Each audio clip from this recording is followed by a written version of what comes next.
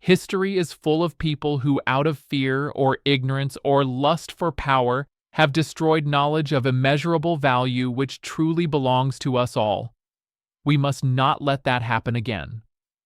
Why did I say this? Because I've seen it happen, again and again. Across centuries, across civilizations, across empires long turned to dust. And not merely in ancient history, but in the unfolding now. Every time knowledge is censored, scientists are silenced, books are burned, facts are distorted, and inquiry is punished, humanity loses a piece of itself. A fragment of its collective potential is erased. When we destroy knowledge, willfully or through negligence, we are not simply burning books or suppressing ideas. We are severing the threads that connect us to our future. We are unraveling the long, slow, glorious weave of understanding that lifts us beyond the animal impulse and into reason, empathy, imagination, and truth. Why knowledge is sacred. Knowledge is not a luxury. It is not the property of the elite. It is the shared inheritance of every human being on this planet.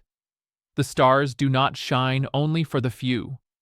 The laws of physics do not answer only to the powerful. Every child, born into any land, under any flag, should have access to the accumulated wisdom of our species. We do not own this knowledge. We are merely its stewards. Fear, ignorance, and power lust, these are the viruses that destroy it.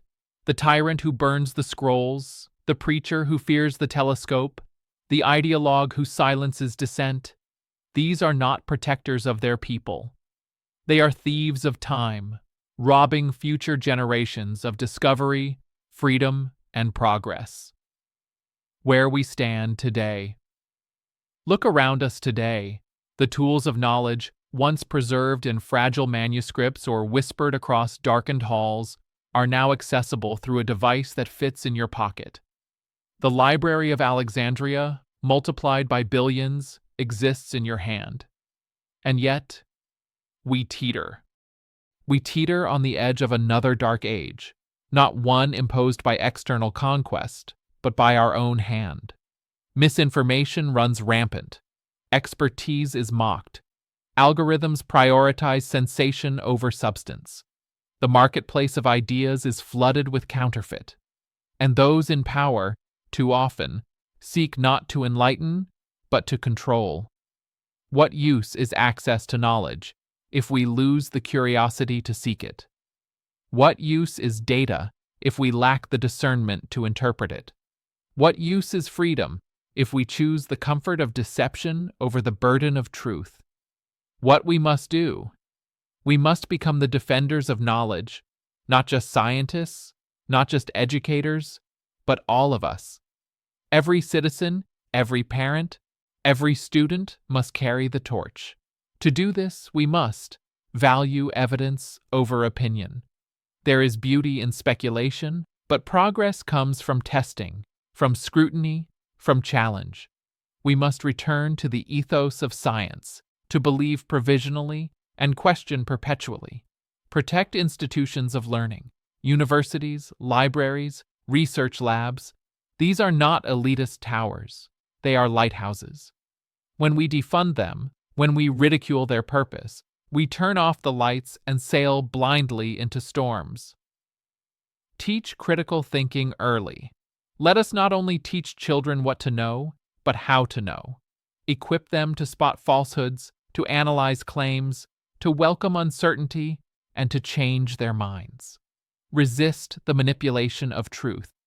When leaders twist facts for power, when media is weaponized for division, when language is used to confuse rather than clarify, we must speak.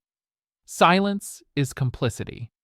Rekindle our cosmic perspective.